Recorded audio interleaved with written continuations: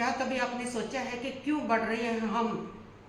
इतना तनाव, शरारत, बीमारियां और ऐसा गर्म मौसम की ओर।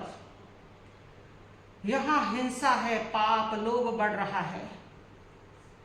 इसका कारण जैन धर्म ने हजारों वर्ष पहले ये भविष्यवाणी कर दी थी कि आने वाला समय इतना भयंकर होगा कि इंसान इंसान से डरने लगेगा।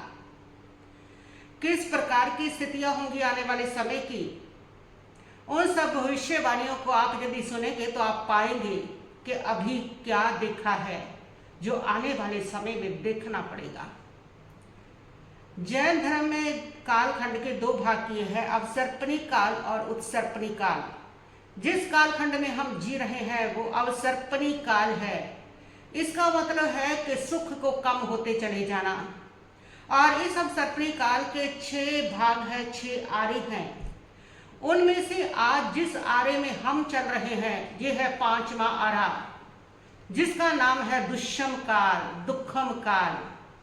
यानी कि इसके समय में मात्र दुख ही दुख होंगे।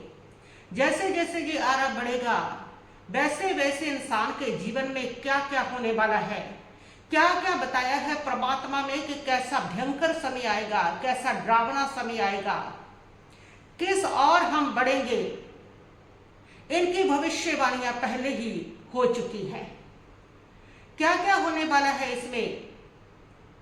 इस आरे में शरीर कमजोर हो जाएंगे, सहन शक्ति इंसान की कम हो जाएगी, उम्र कम होती चली जाएगी। आप देख लीजिए, पहले जो लोग थे वे हजारों साल जीते थे, फिर सैकड़ों वर्ष जीने लगे, लेकिन अब आप 50-60 साल की उम्र में ही थक जाते हैं। और अभी तो और उम्र कम होती चली जाएगी। आज तो 30-30, 40-40 साल की उम्र में जवान बच्चे मर रहे हैं। पहले कभी कभी किसी जवान की डेथ होती थी तो पूरे का पूरा शहर गांव सहम जाता था, और आज ये आम हो गई है। छोटी छोटी उम्रों में जो डेथ्स हो रही है, उम्र की जो रेशियो है वो कम हो रही है, उम्र की दर घटती चली जा रही है। और ये इतनी घट जाएगी, इतनी घट जाएगी कि इस आरे के एंड तक जाकर के मात्र इंसान की उम्र 20 वर्ष रह जाएगी। और उस 20 वर्ष में ही वह इतना फास्ट हो जाएगा, इतना फास्ट हो जाएगा कि इस 20 वर्ष में ही वो बुढ़ापा भी देखेगा, अपने दादे पोते पोतियां, दादा भी बनेगा, पोते पोतियां भी देखेगा। सारे काम इतना फास्ट समय होगा, इतनी फास्ट आयु चलेगी, इतना फास्ट सारा कुछ हो जाएगा, उम्र कम होती चली जाएगी। और उसके साथ शरीर कमजोर होंगे। पहले की तुलना में अब कमजोर, हमारी तुलना में हमारे आने वाली पीढ़ी के शरीर कमजोर है, और उसके आगे और कमजोर, ये कमजोर ही कमजोर होते चले जाएंगे। कितना खाओ, कितना खा लो, कितना खा लो, उससे कोई संबंध नहीं होगा, वो कमजोर होता चला जाएगा। क्योंकि उसके साथ ये भी बताया है कि जो खाने पीने वाले साधन है, जिसने शरीर को मजबूती देनी है, वो सब भी ऐसे कमजोर होते चले जाएंगे, वो सब भी ऐसे सत्वहीन होते चले जाएंगे कि उनमें शक्ति, उनमें ताकत वो बच ही नहीं पाएगी, जिससे खा करके इंसान का शरीर ताकतवर बन सके। तो शरीर कमजोर होंगे और बीमारियां बढ़ेंगी, एक के बाद एक बीमारी, घर घर बीमारी होगी, हर शरीर में बीमारी होगी, और दवाइयां ही दवाइयां होंगी। और दवाइयों का ये हाल होगा कि दवाइयां असर करने बंद कर देंगी। दवाई रोगों को ठीक नहीं कर पाएगी, दवाई खुद ही उन रोगों को बढ़ाने लग जाएगी कि किधर से भी उस रोग को ठीक करने की कोशिश करेंगे और रोग पैदा होंगे, उधर से ठीक करेंगे और रोग पैदा होंगे। शरीर रोगों का घर बन जाएगा। ऐसा समय आएगा, इतने रोग होंगे कि उन रोगों का इलाज इंसान चाह करके भी नहीं कर पाएगा, जितना करेगा उतने रोग बढ़ते चले जाएंगे। ये आने वाले समय का सच है। शरीर कमजोर होंगे, रोगों की वृद्धि होगी, और सबसे बड़ी जो इसमें बात होगी ना, रिश्तों में पतन होगा, रिश्तों में स्वार्थ आ जाएगा। इतना स्वार्थ आएगा कि बच्चों को माँ बाप बोझ लगने लगेंगे, वो उनका बोझ उठाने को तैयार नहीं होंगे, और भाई भाई को दुश्मन लगने लगेगा। पति पत्नी में जो प्रेम है वो मात्र स्वार्थ और दिखावे का रह जाएगा। अगर उस तुम्हारे से कोई फायदा है तो संबंध होगा, अन्यथा संबंध को लेट गो कह दिया जाएगा। ऐसा रिश्तों में पतन होगा, ऐसा रिश्तों में तनाव होगा, ऐसा रिश्तों में खारापन होगा कि रिश्तों की वो पवित्रता, रिश्तों की वो मिठास और रिश्तों का वो मोह, वो महत्व वो खत्म होता चला जाएगा। मात्र रिश्ते टिकेंगे, स्वार्थ के साथ रिश्ते होंगे और स्वार्थ खत्म होते ही रिश्तों का पतन होता चला जाएगा, रिश्तों का ऐसा हाल होता चला जाएगा और क्रोध और अहंकार बढ़ेंगे, क्रोध और अहंकार बढ़ेंगे। क्रोध, छोटी छोटी बात पर लोग झगड़ा करेंगे, छोटी छोटी बात को सहन नहीं कर पाएंगे। ऐसा इतना झगड़ा, इतना क्लेश आप में रहने लगेगा धरती पर साक्षात नर्क चल रहा है। हर बात पर झगड़ा चलेगा और धन ही धर्म बन जाएगा। धन की पूजा करेंगे, धन के पीछे लोग दौड़ेंगे, धन ही उनका परमात्मा होगा। जहां धन है जिसके पास, बस उसी का सम्मान, उसी का मान, उसी की इज्जत होगी, चाहे फिर वो चरित्र से भी गिरा हुआ है। इससे, संस्कार से, चरित्र से कोई लेना देना नहीं होगा। बस जिसके पास पैसा है वही ईश्वर है, वही धन है, धन ही परमात्मा बन जाएगा। ऐसा धन के पीछे इंसान दौड़ेगा, ऐसा दौड़ेगा कि धर्म मात्र उसके लिए दिखावा बन करके रह जाएगा और धर्म दिखावा ही होगा, इसमें दिखावा ही होगा। ऊपर से धर्म करेंगे, बस धर्म करेंगे, लेकिन धर्म का असर नहीं होगा जीवन में। कोई भी धर्म करेंगे, अंदर कषाय क्रोध रहेगा, माला फेरेंगे, मन ईर्ष्या से भरा हुआ रहेगा। पाठ जाप करेंगे, अंदर से कषाय राग द्वेष भरा हुआ रहेगा। धर्म मात्र शब्दों में होगा, धर्म आचरण में नहीं आएगा, धर्म स्वभाव नहीं बदलेगा, धर्म जीवन नहीं बदलेगा, धर्म कहने को होगा। ऐसी धर्म की स्थिति होती चली जाएगी। इसमें धर्म के नाम पर मत लड़ते झगड़ते जाएंगे, धर्म के नाम पर दूसरों को सुधारने की कोशिशें करते चले जाएंगे, लेकिन स्वयं का जो जीवन है उसमें ना धर्म उतरेगा और ना धर्म का उनके व्यवहार को धर्म बदल पाएगा। धर्म मात्र दिखावा होगा इस काल में और धर्म की जो सिचुएशन होगी, इंसान होगा लेकिन इंसानियत उसकी खत्म होती चली जाएगी और संवेदना, करुणा ये खत्म होती चली जाएगी, कठोरता, हिंसा बढ़ती चली जाएगी। और देखिए आप कि उसी संवेदना खत्म होने के कारण अपराध होंगे, हिंसा होंगी, हत्याएं होंगी, धोखे होंगे, विश्वासघात होंगे, ये इतने बढ़ जाएंगे, इतने बढ़ जाएंगे कि इंसान इंसान से डरने लगेगा। और ये आज भी हो रहा है, आज भी हम देख रहे हैं। अभी तो स्टार्ट है इसका, अभी तो ये स्टार्ट है पंचम काल। अभी तो जैसे जैसे बढ़ेगा वैसे वैसे इन चीजों की और अति बढ़ेगी, इनकी मात्रा बढ़ेगी।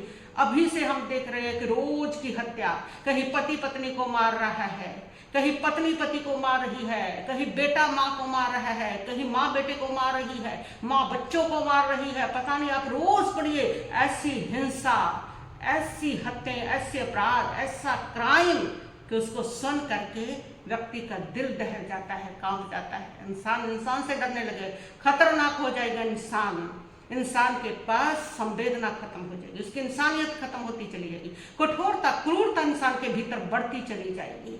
और इस आरे में ये सार भयंकर और भी भयंकर जो समय आएगा, जैसे जैसे बढ़ेगा ना, तो वो इतना भयंकर समय होगा कि इंसान के साथ साथ प्रकृति भी क्रूर होती चली जाएगी, प्रकृति भी बदलेगी। क्योंकि जब इंसान का लालच बढ़ेगा तो प्रकृति का संतुलन बिगड़ जाएगा। प्रकृति भी जीव है, इसलिए प्रकृति भी असंतुलित होगी इंसान के साथ ही। और तब क्या होगा, ये जो कहते हो हर साल गर्मी बढ़ रही है, अभी क्या, अभी देखना 5 साल में और 10 साल में और इतनी भयंकर गर्मी हो जाएगी, इतनी भयंकर गर्मी होगी। कहीं सूखा पड़ेगा, कहीं बाढ़ आएगी, कहीं युद्ध होंगे, कहीं भूकंप होंगे। प्रकृति इतनी ज्यादा क्रोधित हो जाएगी, प्रकृति इतनी ज्यादा कठोर होती चली जाएगी। जैसे जैसे समय बढ़ेगा आप प्रकृति को देखिएगा, प्रकृति कैसे कठोर होती है इंसान के प्रति, और कठोर हो इस प्रकार ये पंचम आरे का हाल होगा। और उसके बाद छठा आरा, उसकी भविष्यवाणी, वो समय और भी भयंकर और डरावना है, और भी खतरनाक समय है, बहुत खतरनाक समय है। छठे आरा जब होगा तो 5वें के बाद आएगा छठा। उसमें क्या क्या होगा इंसान के साथ, उसमें प्रकृति पूरी तरह से क्रोधित, पूरी तरह से प्रकृति बिगड़ जाएगी। इतना गर्मी, इतना सूरज तपेगा कि धरती पर कोई हरियाली नाम की चीज नहीं रहेगी। सारी सभ्यता समाप्त हो जाएगी, सारे बड़े नगर शहर हर चीज समाप्त हो जाएगी, कुछ नहीं बचेगा। बस कुछ करुणा करके कुछ देवता लोग उन मनुष्यों को बचाने के लिए पहाड़ों की गुफाओं में ले जाएंगे, जहां ठंडक से वो बच सकें। और धरती पर इस गर्मी से ऐसा तहस नहस मचेगा कि इस धरती पर ऐसा हालात हो जाएंगे कि यहाँ कुछ भी नहीं बचेगा। ना कोई आग होगी, ना कोई पानी होगा, जल संकट गहरा जाएगा, कोई पानी नहीं होगा, सारी सभ्यता समाप्त हो जाएगी, सारी एजुकेशन समाप्त हो जाएगी, सब जो डेवलप हुआ है वो सारा विकास समाप्त हो जाएगा। और वो पहाड़ों पर बिल्कुल आदिवासियों की तरह जीवन जिएंगे। उनके जीवन जीने की शैली, वहां भी वो दिन में बाहर निकल नहीं सकेंगे, सूर्य आग का गोला बन जाएगा। अगर बाहर निकलेंगे तो वह दाने की तरह से भुन जाएंगे। इसलिए वो डर के कारण निकलेंगे नहीं, मात्र शाम को बाहर निकलेंगे। और उस शाम को बाहर निकल के करेंगे क्या? नदियों पर जा करके बस मछली पकड़ेंगे और उसी को उस रेत में दबाएंगे, उस रेत की तपन से भुनेंगे, उसको खाएंगे। कोई आग नहीं, कोई कुछ नहीं वहां पर तब उनको होगा। कोई उनके पास साधन नहीं होंगे और उनके पास कोई रिश्ता नहीं होगा, कोई माँ बाप भाई बहन, इतने दुखी लोग वो नरकी जीव जैसे होंगे। उनका कोई रिश्ता नहीं बचेगा, किसी के साथ कोई संबंध नहीं बचेगा। वो बिल्कुल आदिवासी लोगों की तरह से हो जाएंगे, पूरे हिंसक। सारा दिन उनका झगड़ा, मार काट, पीड़ा, इतने रोग होंगे उनके शरीर में। उस भयंकरता के कारण, प्रकृति की भयंकरता के कारण इतने रोग होंगे उनके शरीर में। कोई डॉक्टर नहीं होगा, कोई दवाई नहीं होगी, कोई जड़ी बूटी नहीं होगी। प्रकृति सबको समाप्त कर देगी। प्रकृति एक पेड़ भी नहीं देगी, एक पेड़ भी इस धरती पर नहीं मिलेगा, एक घास का तिनका भी देखने को इस धरती पर नहीं मिलेगा। और जड़ी बूटी, फल फ्रूट, मेवे, ये तो मिलने ही क्या है, इसका तो नामो निशान ही खत्म हो जाएगा। मात्र उनके पास होंगे वो जीव, मच्छ मगर और वो रेत, बस इसके सिवाय उनके पास कुछ नहीं होगा। उनके शरीर में हजारों हजार रोग होंगे, कोई दवाई नहीं होगी, कोई उनका दुखी दर्दी नहीं होगा, कोई सुनने वाला पीड़ नहीं होगा। सारे एक दूसरे को पीड़ा देने वाले होंगे। प्रकृति पूरी तरह से उनके ऊपर क्रोधित हो जाएगी और ऐसी प्रकृति की स्थिति होगी। बहुत लंबे समय तक ये दुख वो भोगते चले जाएंगे। ना उनके पास धन, ना व्यापार, ना बिजनेस, ना कोई सुख, ना कोई साधन। और इस प्रकार वो इंसान जीते रहेंगे लंबे टाइम तक। फिर उनके अंदर थोड़ा बदलाव आएगा, प्रकृति भी बदलेगी। हर चीज समय बदलता है, समय एक जैसा नहीं रहता। लेकिन ये भयंकरता के बाद फिर बदलाव आएगा, लेकिन वो बदलाव बहुत धीरे धीरे होगा, एकदम से नहीं होगा, बहुत धीरे धीरे होगा। थोड़ा प्रकृति बदलेगी, इंसान बदलेंगे और बदलते बदलते फिर वो ठीक रास्ते की ओर बढ़ेंगे। लेकिन उससे पहले इस भयंकरता से सामना इस संसार को करना पड़ेगा, करेगा, करता रहा है, ये चलता रहा है। ये अति, जिसको घोर कलयुग कहते, अति कहते हो, उस कलयुग की ओर हम बढ़ रहे हैं।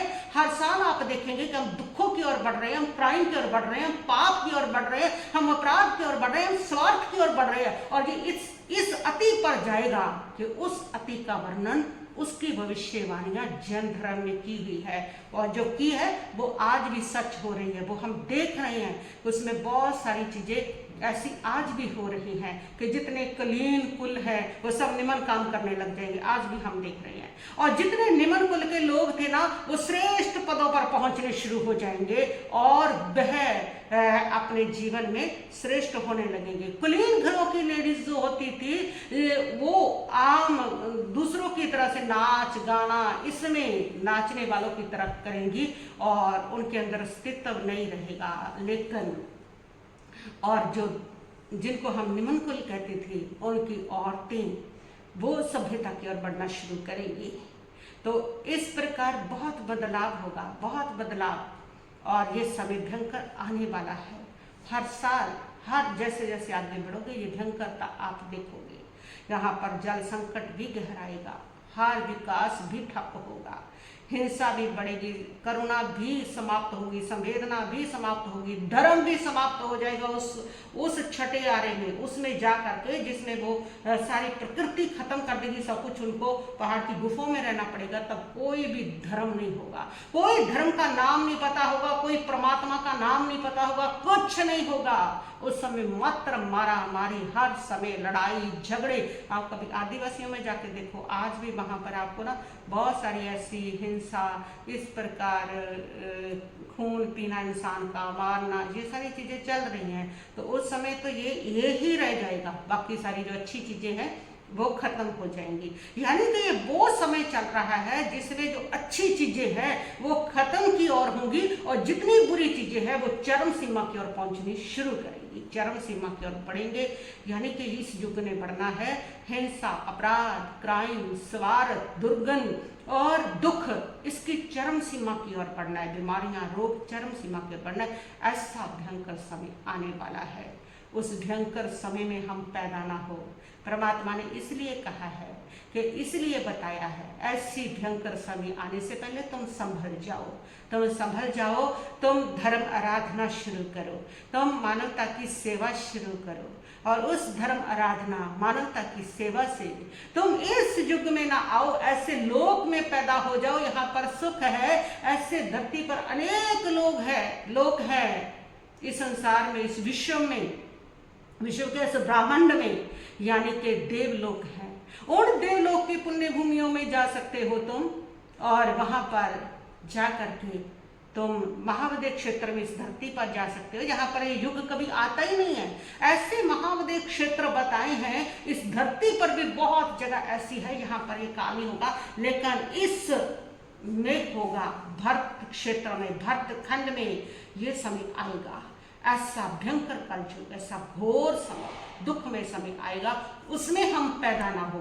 उसके लिए परमात्मा कहते हैं कि मनुष्य जीवन मिला है, ये बार बार नहीं मिलता, सदा नहीं मिलता, तुम्हें मिला है, तुम इसी की ओर बढ़ रहे हो। लेकिन अगर तुमने धर्म आराधना ना की, तुम ये पाप करते रहे, तो इसी दुख में, चरम सीमा वाले दुख में तुम पैदा हो जाओगे। और उसमें तुम्हारा पैदा ना होना हो तो तुम किसी अच्छे क्षेत्र में जा सकोगे। अगर धर्म आराधना करोगे, साधना करोगे, तो साधना के बल पर तुम्हारा जन्म फिर ऐसे काल में, ऐसे समय में नहीं हो पाएगा।